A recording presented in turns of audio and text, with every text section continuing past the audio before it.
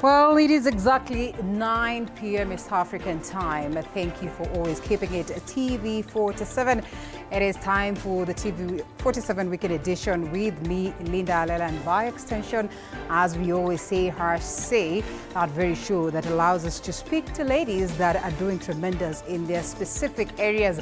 And tonight is no exception because we'll be having Dr. Njeri Gedinji, who is all the way speaking to us from Arizona. That is in regards to the importance of research and on the question of education, and as well just how best we can empower our women to go beyond that level of pain and the difficulties that they get to face as women, and make sure that they make the most of themselves, not just for themselves, but basically for other women. It's going to be a conversation that you do not want to miss out on. But as always, we have what is happening in the world of news, and my business this evening is to update you on that. Here are the highlights.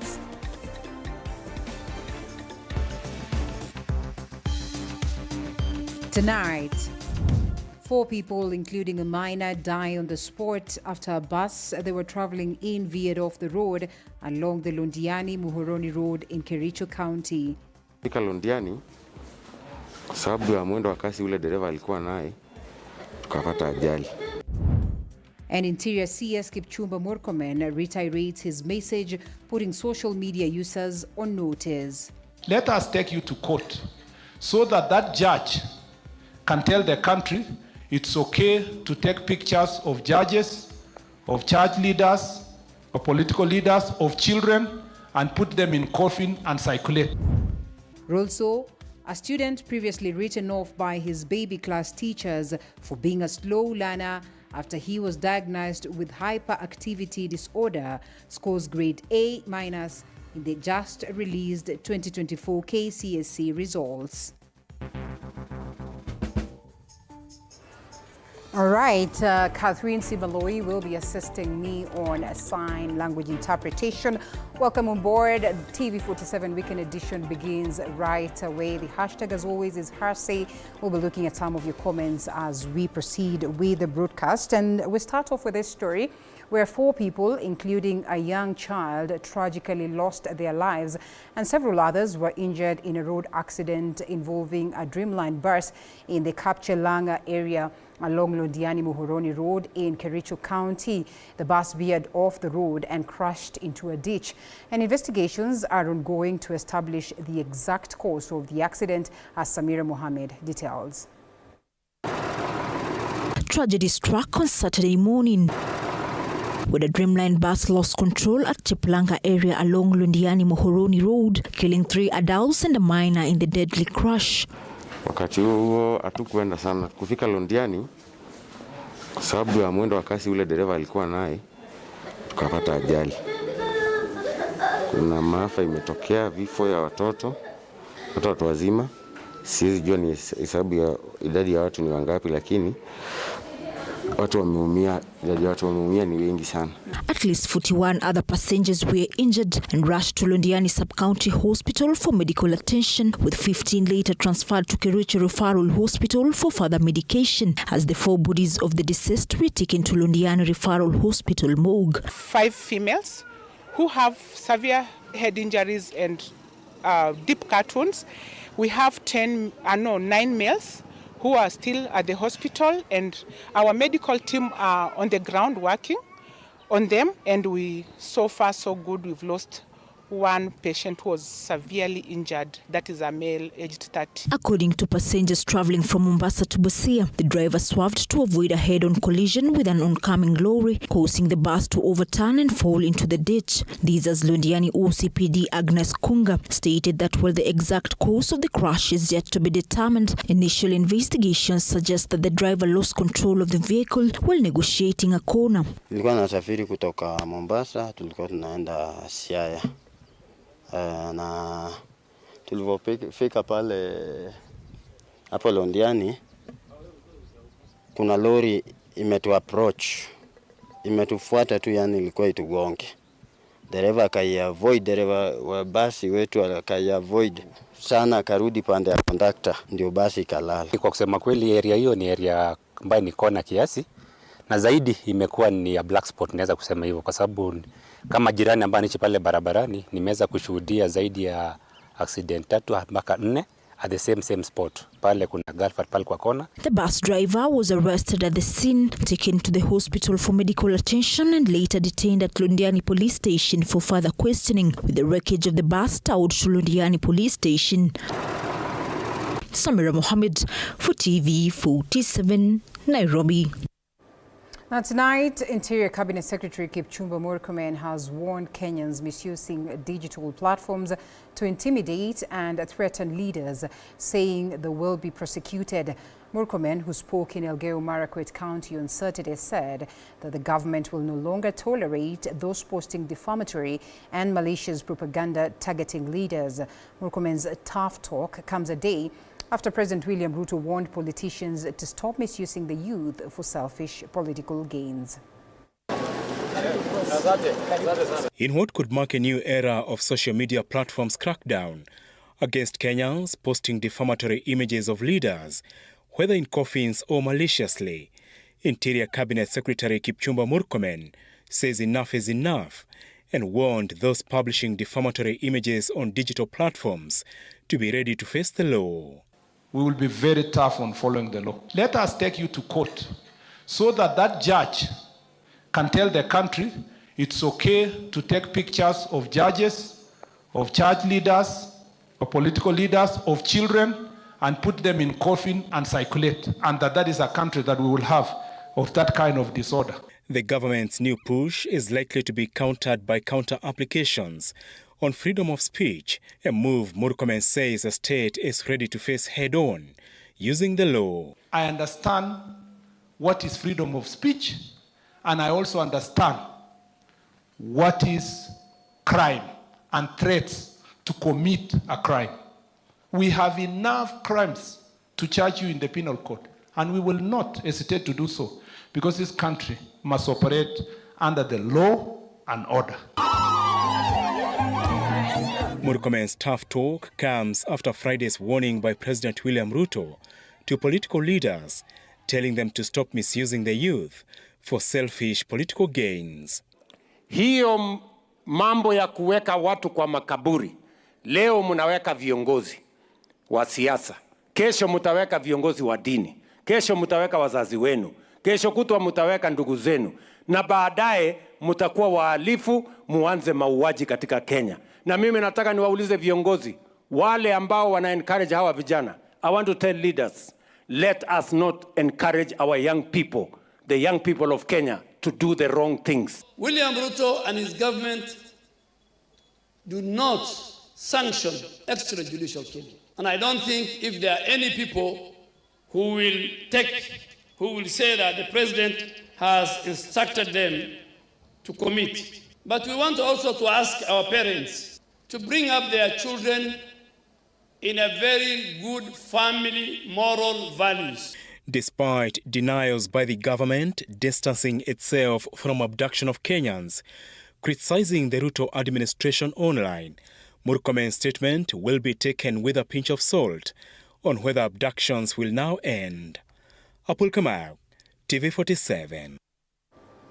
Hawkers in the Nairobi Central Business District are threatening to stage another round of protests over the county government's directive banning them from selling goods on major streets. Yesterday, hawkers clashed with city askaris while resisting the move, calling it unfair and detrimental to their livelihoods. Tensions continue to rise as the county government insists that the hawkers must operate from designated back streets.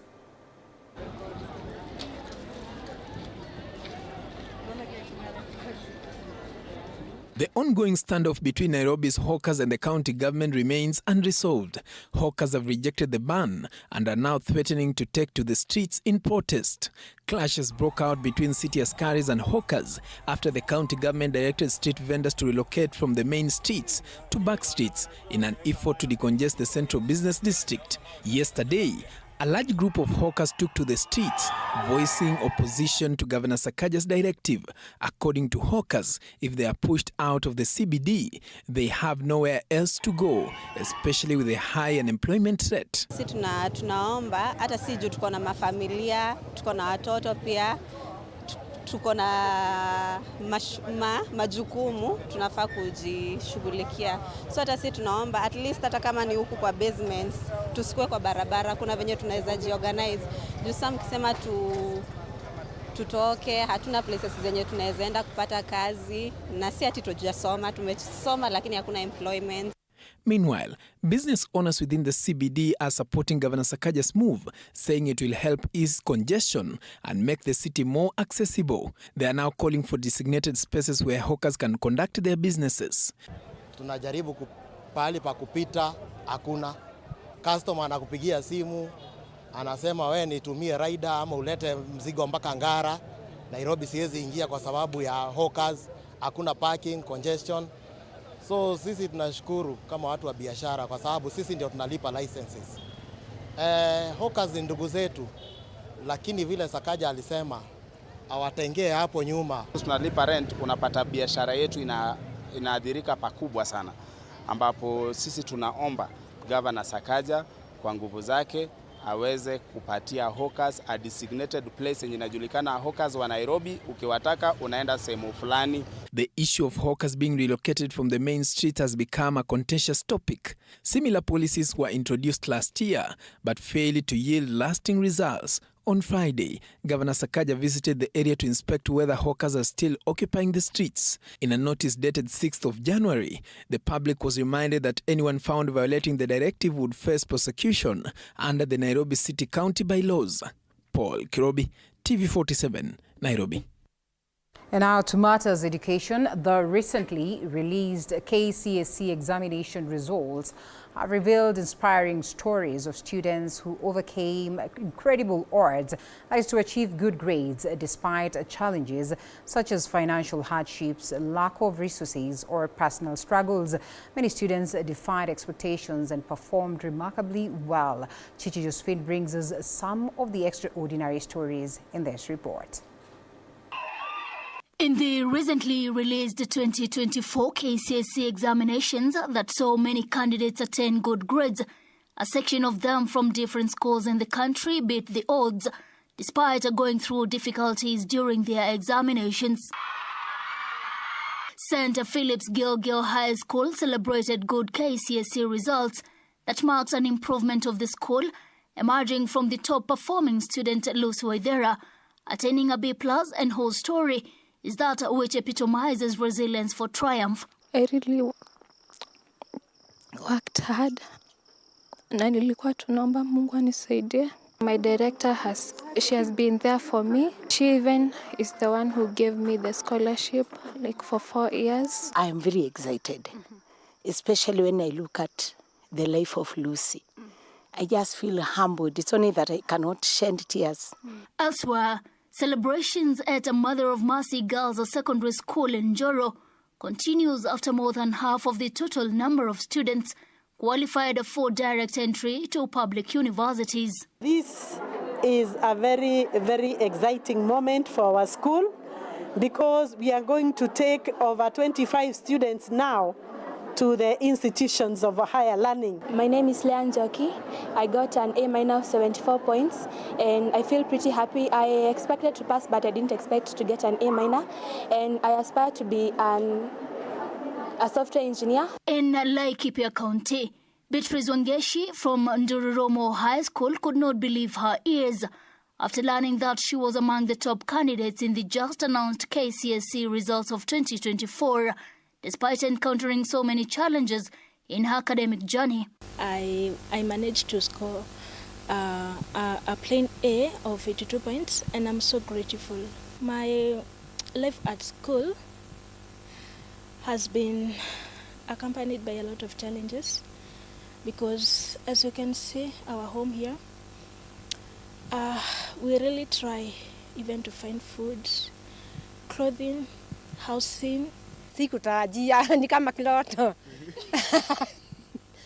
Hata tulipiga juu sana zaidi tulisikia hivyo. In Kipkenya ward of Uasin Gishu County, the spotlight was on David Leteng, the member of County Assembly who scored a main grade of a D-.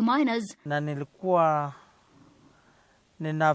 ninaona hiyo mtihani ilikuwa ngumu sana, na nilikuwa natarajia kwamba pengine hata nitaweza pata E, lakini kwa uwezo ya Mwenyezi Mungu mimi nimepata D-.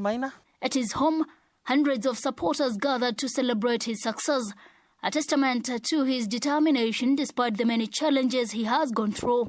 Watu ya Kipkenya watu wananipenda sana kwa sababu wanajua sina certificate yoyote na sijawaenda shule na walinichagua kama MCA wao. Tulijua kabisa hajasoma, lakini yale anatutendea hatuwezi sisi kuregret ati hajasoma. Chichi, Josephine, TV47.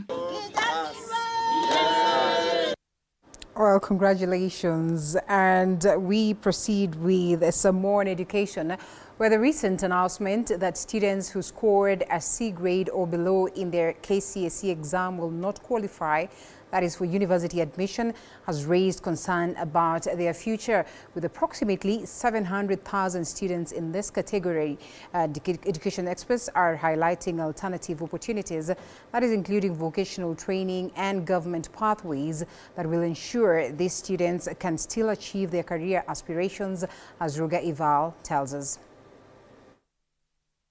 While almost a three-quarter of students who sat for their KCSE last year did not meet the minimum C+ grade required for university admission, this is far from the end of the academic journey. Instead of viewing it as a setback, education experts and teachers are urging students to explore alternative educational paths, such as enrolling in training colleges, vocational courses, or pursuing self-employment. As every cloud has a silver lining, even students who scored an A grade, who number about 48,000 in total, are encouraged not to be discouraged. There are countless opportunities for them to develop practical skills that align with the demands of the job market. Dr. Martin Kimemia, Vice Chancellor of Mount Kigali University in Rwanda, reassured students that they have not lost anything. This is as he praised Kenya's new competency-based curriculum system for offering more diverse pathways that can help students become self-employed or pursue careers that don't necessarily require a university degree. Nobody fails. It is a matter of I'm either competent, not yet competent. And I want to tell my friends, whatever grade you got, just get yourself into the skills world. Masomo Anuai, skills world. Go to the TVET wing, go to the NITA wing. NITA stands for National Industrial Training Authority. You can get curriculum like in electricals, you can get a curriculum in welding. While the new CBC system may challenge traditional views on success, it also offers a more accurate reflection of both students' needs and societal demands. Dr. Kimemia emphasizing that these students should be encouraged to view their results as an opportunity to explore new skills and find different routes to achieve their dreams. I want to tell you, friends, you are the people who are supposed and who will support those who got grade A. They want to live in a building like the one I'm in. Who will construct it? They will not come from their offices. It is you masons, it is you electrical fitters, it is you painters, it is you internal deco guys. Laban Mwangi, the deputy principal of Moi Girls Secondary School, also echoed these sentiments, commending the system used to deliver last year's Form 4 results. The objective of the way the results are being released, I think, was to address the issue of examination malpractices, which we hope have achieved. They have, to some extent, the Kenya National Examination Council have achieved. We may say they have areas that they can improve on, but at least it has addressed that part of examination malpractices. Students who are proactive about exploring the alternative academic journey will have a head start in securing their futures. The government has created a flow of procedures designed to help students further their education in meaningful ways, whether in technical training or entrepreneurial ventures. We have the technical vocational education training, the TVET, where we have even Equip Africa at Mount Kenya University. Just get there. There are certificate courses, there are diploma courses that you can take. Ruga Eval, TV47.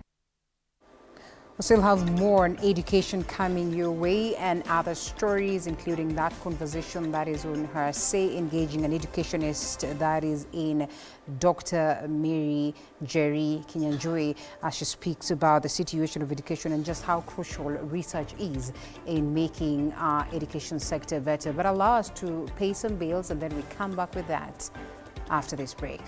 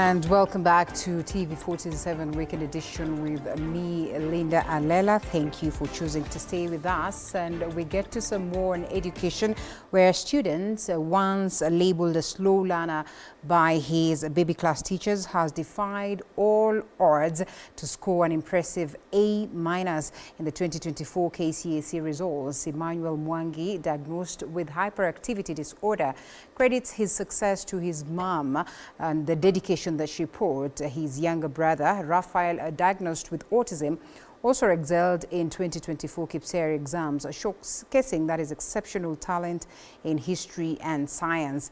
Their mother, Betty Nyambura, shares her journey of opening an autism center to support her children and others like them, as Elizabeth Atieno tells us this inspiring story. Southwest of Kenya's capital, Nairobi, lies Lang'ata constituency, a predominantly upper-middle-class residential suburb.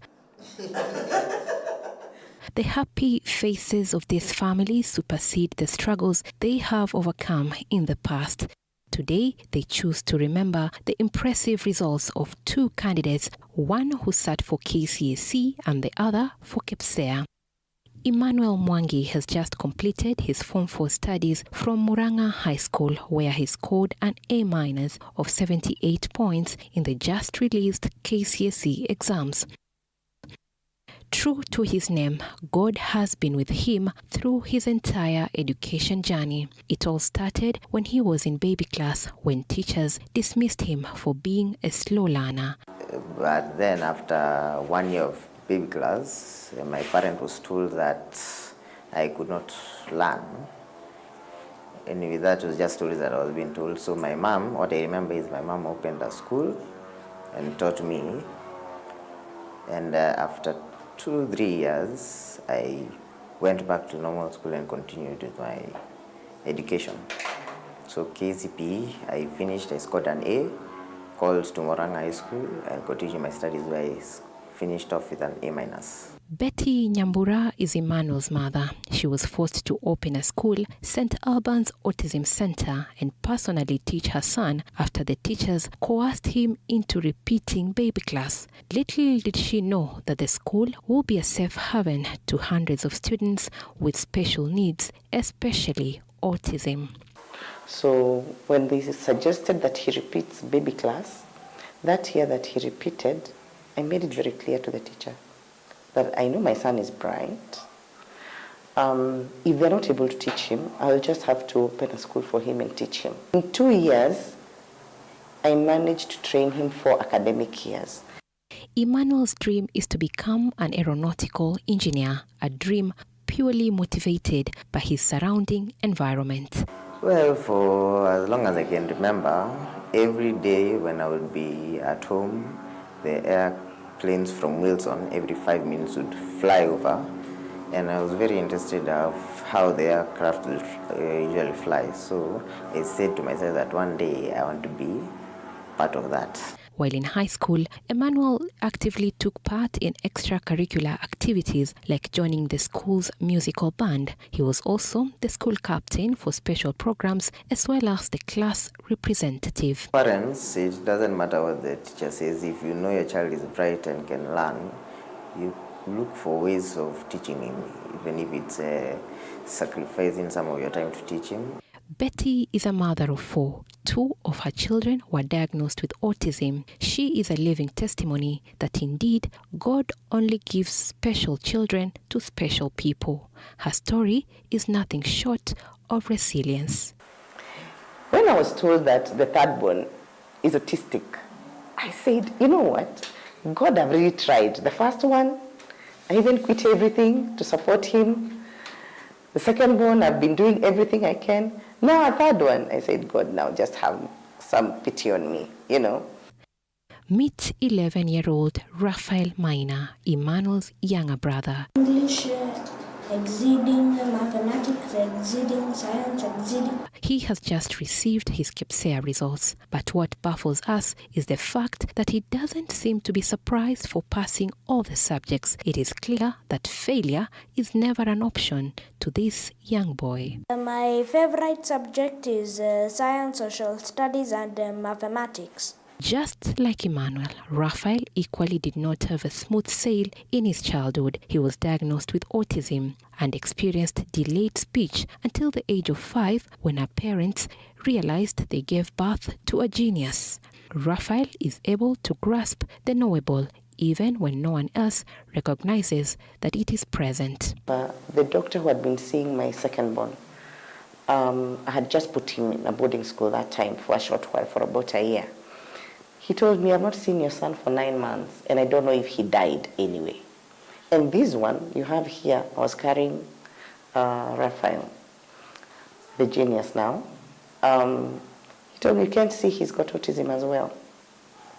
And he refused to give me the letters to apply for visa to go to India. In chemistry, we start by asking him to name some of the elements in the periodic table. We then proceed to ask about the last element in the periodic table. An octium, it has 118 electrons and protons and almost 130 neutrons. And it is a noble gas located in group 18 and it's found in period 6. From chemistry to history, Raphael knows it all. But the worst thing which happened to the Soviet Union was in 1991, where they experienced an economic crisis and split into 15 countries. Did you know about the history of guns? Well, sit back and listen as Raphael educates you. We have the person who made the AK-47 rifle was named Kalashnikov. So he wanted to make a new rifle for the army since on his first time joining it, he found out that his colleagues were injured. From land to sea and finally to the sky, Raphael has assimilated all this knowledge and is willing to share it with the world. The largest moons are the Jovian moons, which were discovered by the famous scientist who made the first telescope, Galileo Galilei. Most teachers will appreciate. Other teachers may not take it kindly, especially when a child corrects them. Sasa unajua zaidi ya mwalimu. Betty says she not only has had to deal with Raphael's exceptional intellectual capacity, but also that of her 2 sons. As a mother, having to listen to 4 children is not easy, and especially now there are 3 who are gifted. So I normally schedule them. I feel very nice that he's able to retain that amount of knowledge. This family portrays a story of triumph after rising against all odds. When they were on their knees, they rose up and dusted themselves and kept moving. When they felt stuck, they marched on. But most importantly, what has kept them going through the years is hope. And today they stand tall to tell their story of resilience and perseverance, which they hope will inspire millions of parents and caregivers looking after children with special needs. Elizabeth Atieno, TV47, Nairobi.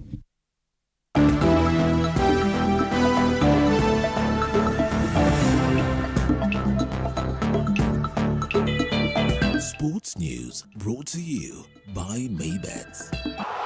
Join Maybet leo upate free bet papo hapo. Fanya hivi, chagua home team to win, yani number 1 au draw X au away team 2 kwa game ya siku ya free bet. Weka namba yako ya simu, weka password ya account yako. Chagua submit free bet. Utapata free bet kwa account yako ya Maybet. Usisahau kuverify account yako. Kama hutakuwa verified, utapoteza free bet yako after 2 days. Betting is strictly for 18 years and over. Play responsibly. Terms and conditions apply. BCLB number 000578. Maybet na minia na najishindia. Pesa inavutia.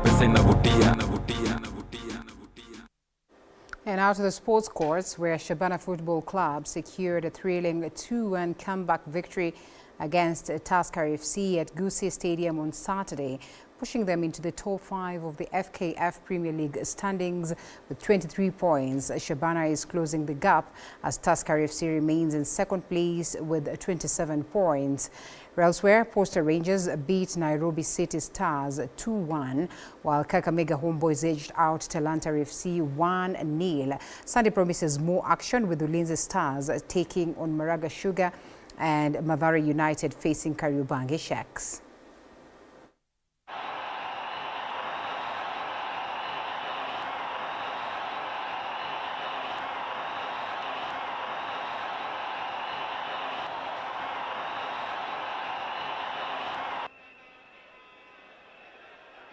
Wale vijana wamekuja ndani leo na wenye wamekuwa before Tegisi na before Msaga wakue wamekuwa kiscore na timu imekuwa kiscore. So ndio tunafeel ile impact yao kwa sababu timu ilikuwa shajela hapo mbele. But wale vijana wako ndani saizi I think wana give their best na hatutawamiss sana. Window ndio inafunguliwa, tukiongeza wawili watatu hakutakuwa na difference. For Shafan, Siwa, just as a coach personally and as a Tusker fraternity, we would like to wish him all the best in his new, team, a new home. So for us, I know he has been a pivotal player in our team, and he's going to perform even from his current now team. So for us, Tusker is just to wish him well. He gave 100% plus when he was here. Elsewhere, Kenya Harlequin delivered a dominant performance in the Ngong Road Derby, thrashing Impala RFC 48-12 at the RFUEA grounds on Saturday. Meanwhile, Menengai Oilers cruised past Nakuru RFC 34-15 in a thrilling match. Another result saw Kisumu RFC hammer South Coast Pirates 38-9 and Cabra Sugar dismantle Strathmore Leos 45-5. And KCB Rugby crush Mwamba RFC, that is 80-22. It was a weekend of high energy rugby as fans enjoyed action-packed games across the country.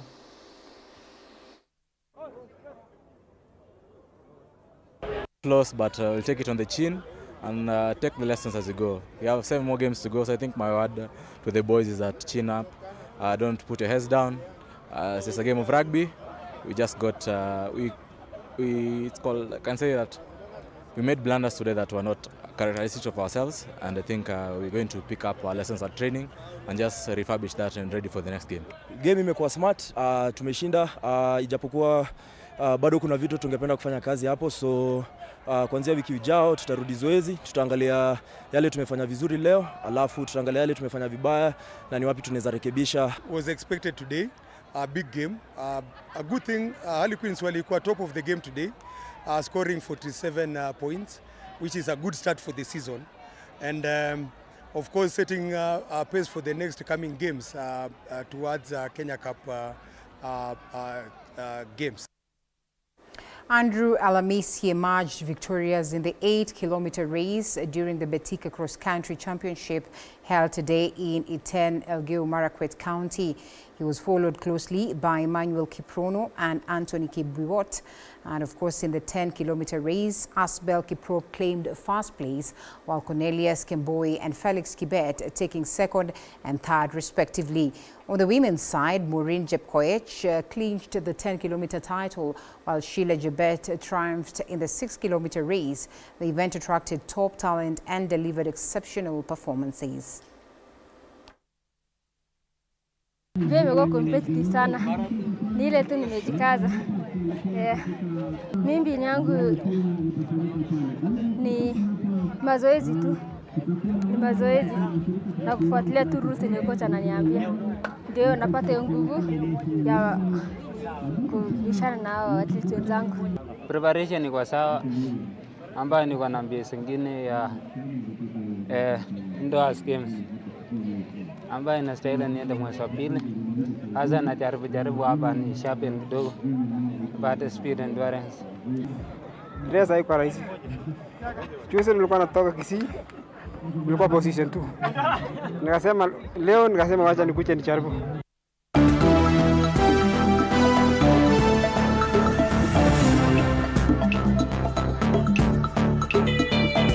Sports News brought to you by Maybets. Join Maybets leo upate free bet papo hapo. Fanya hivi, chagua home team to win, yani number 1 au draw X au away team 2 kwa game ya siku ya free bet. Weka namba yako ya simu, weka password ya account yako. Chagua submit free bet. Utapata free bet kwa account yako ya Maybets. Usisahau kuverify account yako. Kama hutakuwa verified, utapoteza free bet yako after 2 days. Betting is strictly for 18 years and over. Play responsibly. Terms and conditions apply. BCLB number 000578. Maybet na minia na najishindia. Pesa inavutia, pesa inavutia.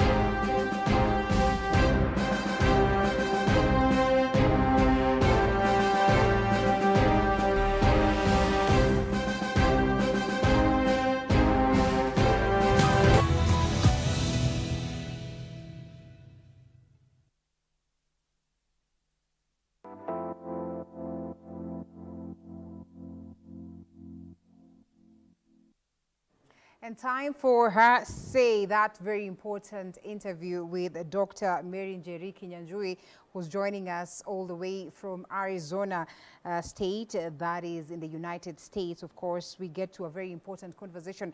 Dr. is doing tremendous in numerous spaces. Of course, she is an educationist. She is a teacher. I mean, by being an educationist, you know, automatically she is a teacher, a researcher, a writer, that is an author, as well as, you know, she is always out there pushing for, you know, community organization and importantly community development. And so as she joins us for this conversation, we know there are a raft of things that we might need to touch on, but we appreciate her presence here because then we just received the results of KCSE just the other day, and perhaps we would love to hear what Dr. has to say about the education sector at this very point, of course, during her times and the times that we have today, you know, looking at research and basically where it takes us compared to the international stage. Dr. thank you so much for creating time. How is Arizona? Thank you for having me. The temperature is 39 degrees Fahrenheit. I don't know how you convert that to Celsius. It's quite cold. Otherwise, we are having some cold time in the house, and I'm preparing to go to work. Yes. So I have to go in the cold, and I'm happy here with my family, and we are having a good time. All right. Yeah. Right, that's good. I'm glad that you say you're preparing to go to work. Pretty much a time where in the country we say maybe at 65, one gets to exit the stage. I'm not trying to say that you have hit 65 or perhaps you're even beyond or even less. That you should be able to tell us. But what do you make about the workspace in the United States and just how much does it favor the senior citizens compared to the country here? You know, retirement, I say retirement is a neoliberal perspective. In our cultures, we never had retirement. People worked until they rested. In fact, when you died, people would say that you have rested. Right. So in this case, in my state of mind, I don't think I'm rested. And here in the US, you can work for as long as you wish. You can work even up to 70. We have seen people working up to 70, to 72, to 73 or such. So basically, there is no real retirement. You can choose to go on and on. Right. There is no forced retirement.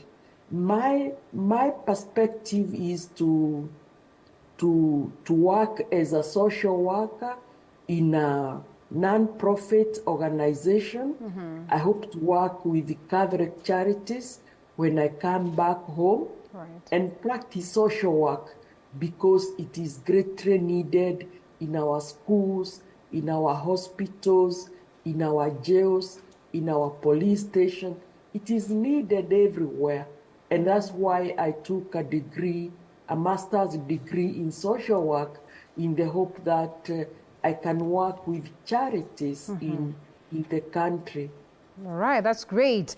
Pretty much you say that it's cold where it is that you are, but we are getting to experience a bit of fires in some other parts, some other states. California, for instance, and we look at this and it gets us worried. Just how much more of a worry is it for the United States, for persons in other different states, and knowing that this is something that is not so new? What is this that we are not doing right, or the United States is not doing right, such that they have to experience these fires time and again? Oh, I looked at the Meta AI, which comes up in WhatsApp, and I looked at the history of fires in California, and they are recorded as far back as 1800. So this has been a phenomenon going on for a long time because of the wind, the drought, the equipment, the telephone, the power lines. They have really not pinned down on the problems, but what I like about them is the level at which they have evacuated their people, their ability to fight the fires, and the ability to recover after the fires. These are lessons that we should learn. For example, in May when we had the floods, everybody was blaming the other instead of asking, what can I do to solve the floods? What can I do to utilize the water coming from the floods? What can I do to build houses that will survive floods? So those are the lessons that we should learn, because natural calamities are going to be with us. And it is not that they have not been predicted. I remember my teachers at Kenyatta College. It used to be a constituent college of the University of Nairobi. There are teachers there who taught us about climate change. And I remember one of them created an arboretum, which was later destroyed by the management that came up. His hope was that people would be getting trees from the arboretum to go and plant them. So I think we need to learn how they handle their disasters. There are also flooding disasters in places like Florida, but they evacuate, they rebuild, there are snowstorms, there are what. So it's only that they manage their disasters, and we should aim at doing the same to manage our disasters and not worry about, you know, how they are, because disasters will always be with us. All right. And we'll be talking about some other things that would revolve around the importance of research. But just where is the place of research in terms of addressing this and perhaps the numerous other concerns that we'll be talking about as we continue, of course, education, economic justice, self-reliance, and not forgetting just the place of the woman in society? Research is very important. We need to spend like 70% of our time doing research, sitting in our labs, looking for new ways of doing things, understanding the old ways of doing things, bringing them into our classrooms. For example, you know, if you look at different communities in Kenya, they had different ways of preserving meat.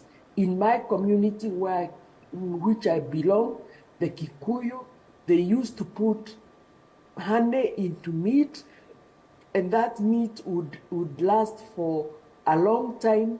In Somalia, they had, I think, what they called the nyinyiri or something. I don't know how to pronounce it properly. It was a way of preserving meat. We need to understand this and bring them into the classroom. We need to understand, how do we store the vegetables in Wakulima market? Instead of relocating the market, we should be creating cold rooms to store cabbage, to store tomatoes, to store pineapples, to store onions. If you look where I live in Nairobi, Githurai market, you find piles and piles of wasted food. Why don't we put cold rooms in Githurai, in Roiro, wherever the markets are, in Kebuye market, and they store these products and wait. For example, in Ilali, you know, I've been there, there are a lot of cabbages. Why don't the farmers organize into cooperative and build one strong cold room where they store the cabbages, and then during January and February, they sell the cabbages. Right. This is what our universities should be doing. They should not be aiming at going to the moon. They should be aiming at solving the local problems. And that's why I confined my efforts on understanding how Juakari solves the problem. For example, they solved the problem of producing wheelbarrows, weighing machines, shaft cutters, popcorns, and all that. But then we dismiss them.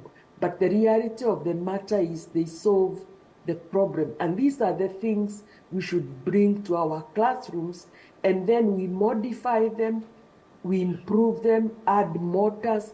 Because one of the questions I was asking myself, am I going to be digging with a hoe like I used to do in my 20s at the university? And that's why I thought I needed to come here and understand how things are done. All right. You know, and because we need a mortar, a motorized micro hoe that many women will use to solve the problem. We have good institutions, and now this brings us deeply into the question of education. Now that we have had the release of the KCSE exams just the other day, and we are grappling with the system of education, and now you speak about research and just how crucial it is, Daktari. What do you suppose stops us or lags us behind from getting it right? Because there is funding for research in most of our universities and of course in the country. It takes this with a lot of magnitude. Why do you suppose that we are still lagging behind in terms of that, such that even when concerns arises, like now we're talking about another variant of COVID-19, then we must always go back to the bigger brothers to find solutions? And maybe you could adjust your camera. I'm sorry to say that that an unfortunate is that I used to describe... Daktari, can you adjust your camera, please? having moved. Okay. Much better. No, that is much better. That is okay. Yes, proceed. I used to describe myself at some point as a glorified research assistant. And the reason for this was because anybody could come from anywhere, say we are collaborating in a research project, or we are in partnership. He has already prepared the topic. All I needed to do was respond to terms of reference and then become a research assistant and submit the report. So until we come up with our own research project and stop being glorified research assistants, that I see a problem. How do I see it? For example, when I started in Cambridge, I used to see where Newton sat. And so Newton sat under an apple tree, and he saw the apple fall down. It didn't go sideways, and it didn't go up. So when you are in a traffic jam, how can you solve that problem? A garbage in your estate, how can you help solve that garbage? So those are the fundamental basics that we need to address and stop being glorified research assistants. I have seen a lot of people posting themselves on LinkedIn, how they are forming partnerships, but that is neo-colonial. It's not original. How are they going to help you? Here outside, I have a tree, it's a desert, and the tree is watered from underground, and the tree has borne fruits. Why don't we think of that? I remember one of my lecturers in Cambridge used to come to study traditional irrigation methods in Baringo, in West Pokot, and all those areas. All the way from Cambridge. Who knows what he did with that information? So we need to really wake up, appreciate that we have to do things for ourselves and take responsibility of issues. All right, that's good. Dr. You have taken time to build yourself as a woman, and this is her say, a program that speaks to encouraging women that, the grass is greener in all quarters, that, the sky is the limit, that we can always break the glass ceiling and get to heights that are unimaginable. If you're going to speak to, a lady this evening and address this concern that we talk about, women and the many pains that they have to go through and the many stumbling blocks that they have to go through and the many difficulties that they have to go through to get to special spaces, if you want to call it, spaces that have for a long time been looked at as spaces for men. Most of the girls would want to give up. Most of the women would want to say, well, perhaps that is not my space, I can't get there. If you could speak to them at this very moment, what would you say? For me, I think this could take another discussion because I don't think I broke the glass ceiling in the sense of the word. Right. Because I didn't become a university professor. And now I'm going back to the basics of attending women at the domestic violence shelter. So if I wrote that one in my LinkedIn, nobody will see it as a glass ceiling. But my glass ceiling is in solving problems, is in amplifying the voices of others. Whatever you are doing, lifting other women. And I call it in my book, I don't know whether you can see it, that book. The Sweet Sobs of Women in Response to Anthropane. Yes, and in the final analysis, I say that we need to kitchenize our boardrooms. We need to kitchenize the government boardroom, the corporate boardroom, because we have values, we have logic, and things that we need to incorporate in the boardrooms that will make it more healthy for women to work in. I don't want to mention names, but a review that I had done of women in Kenya. Most of them have ended up very disappointed, you know, trying to fight it out with the men. But if we moved as a group of women, I remember in my youth, we used to work with Margaret, Modoni, Wangari, all from my village. We would walk to church, we would do things together. In high school, we did the same with friends, with my desk mate. At Sacred Heart, we worked with ladies like Tabitha and Lucy. We would wake up in the night and read. At the university, we used to work with my friend Wabura and my roommate Teresa, and together we moved on. So really, what we really need is to form women movements that will push us through, because even the women who break the ceiling, they hardly make the conditions better for women. Okay. Take the case of WTO. Have the condition of women working in coffee farmers improved? Have the condition of women working in rice trade in India improved? Yet the fact that we have a woman who has broken the glass ceiling. Let's not be deceived by the glass ceiling. Let's be moved by the women. And the women I have presented here in this book, they used some women movements to arrive to solve their problems and deal with them, because problems are there every day and pain is there every day. Like my grandmother used to tell me that when you are barren, you have pain. When you give birth, you have pain. So it's like she socialized me in believing that pain is a factor in life, and we have to learn how to solve it. Beautiful. Daktari, before we leave, and I know we need to allow you to proceed to the office, how do we get a hold of this book? Because then it's a very important book. And as I would always say, that even a good business person is the one that, you know, goes out there to solve a problem, you know, to seal a gap. That is how you successfully get to flourish when it comes to business. And so I agree with you that it is crucial that we do not just make the world a better place for ourselves, but as well for fellow women and even the men. So how can someone get a hold of that?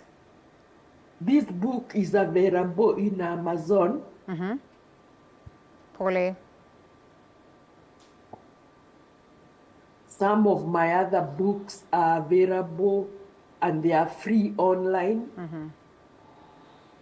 Because I had to publish with non-profit to try and get out the message. That was the most important thing for me. So they are available online. You can get the African market online. You can get women and the informal sector in the urban area online. And this was based by my observation that the shops that used to be occupied by Asians and male workers were being turned into stalls. And I asked the reason, who is occupying these?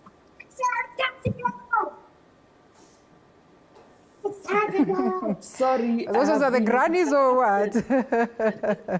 It's time to go to work. Oh, it's time to go to work. They're reminding you. It's all right, fine. The carrier, as you wind up, adjust the camera as we wind up. Yeah. Yes. Yeah. So yes, you were saying something as we sum it up. I was saying that what I wanted to do was to get the message across. Yes. So I worked with non-profits. All right, that's great, Dr. We see the grannies are there, and I can imagine just how much fun and fulfilling it is to have them around. I think we need to allow you to proceed to the office. What would be your parting shots as we close? And I know we're going to engage you some more, even as we appreciate the fact that you constantly are alert to what is happening at home, and you even go to extents of writing to what is happening in the country politically and in terms of development, and just basically how we are faring on as a country, matching up to the rest of the world.